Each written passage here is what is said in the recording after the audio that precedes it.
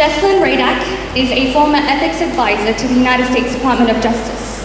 She's a whistleblower who disclosed that the Federal Bureau of Investigation, the FBI, committed an ethics violation in their interrogation of John Walker Lind, the American Taliban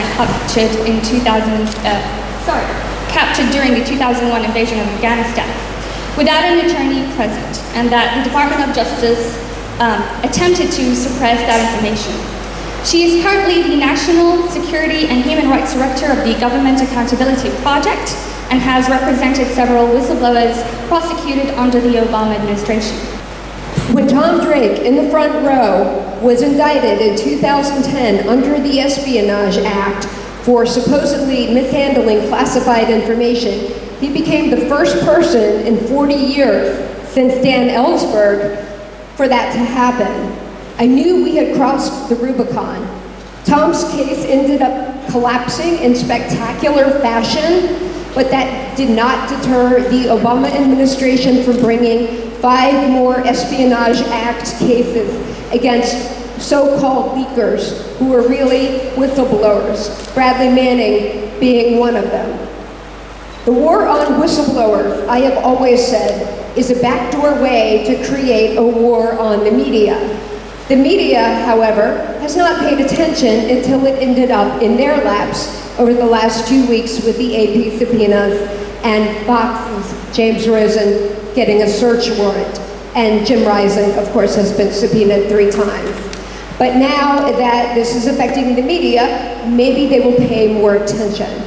In terms of covering the Manning case, it has been very difficult, I think, for media, and I give all praise due to people like Alexa O'Brien and Kevin Gostola and Nathan Fuller, who have been there.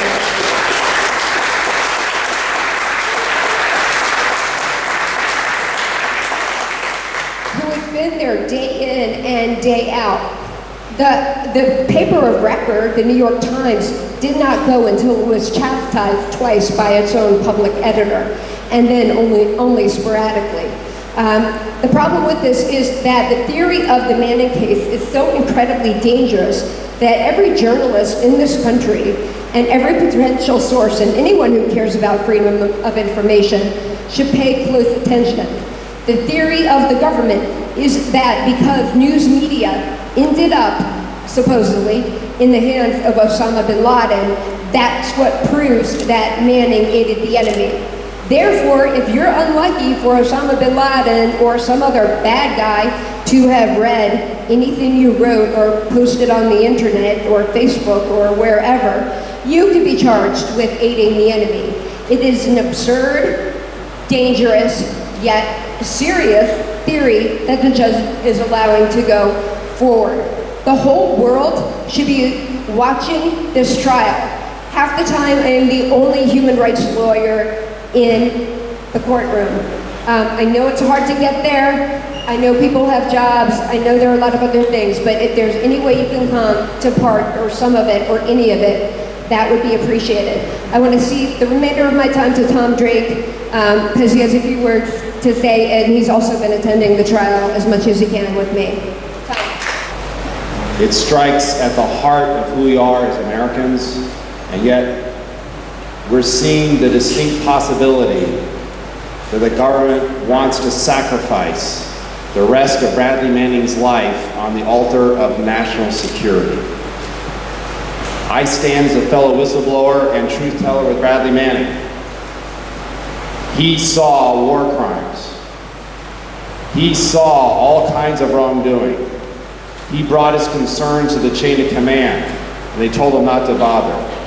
He saw all kinds of evidence of indiscriminate killings and atrocities, torture, and conduct on the part of the United States that raises serious questions about our strategy and intent in the countries overseas. So what does it say? What does it really say? And when exposed to all these truths, he put his conscience above his career despite the risks. And so we need to listen. We really need to listen to what he had to say, what I call the real message of Manning. Quote, "I want people to see the truth regardless of who they are. because without information, you cannot make informed decisions as a public.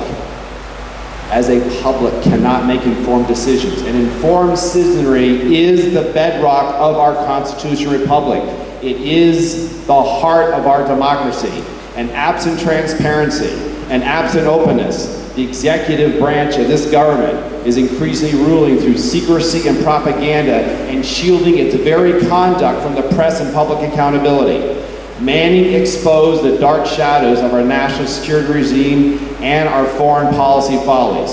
And as our government increasingly opts out of liberty and severely erodes the very basis of democracy both at home and abroad, those who would dare condemn and vilify Bradley only serve to promote and preserve the projection of secret unbridled power while personally pathologizing onto Bradley Manning misplaced threats and fears, attacking the messenger and displacing the message.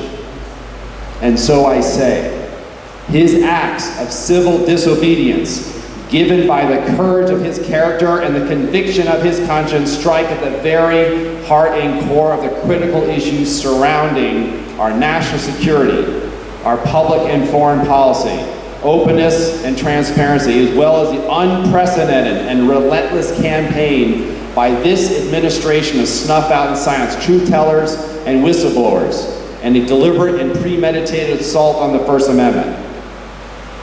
There is a war on information going on in this country.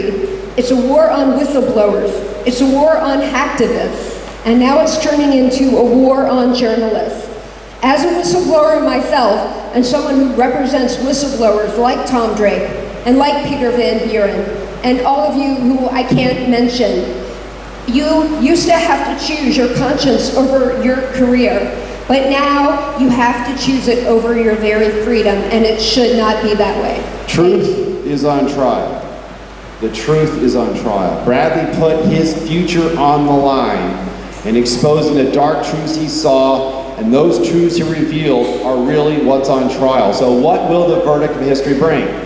We need to look into the mirror of Manning's message. Now is the time to stand with Manning, because we are Bradley Manning.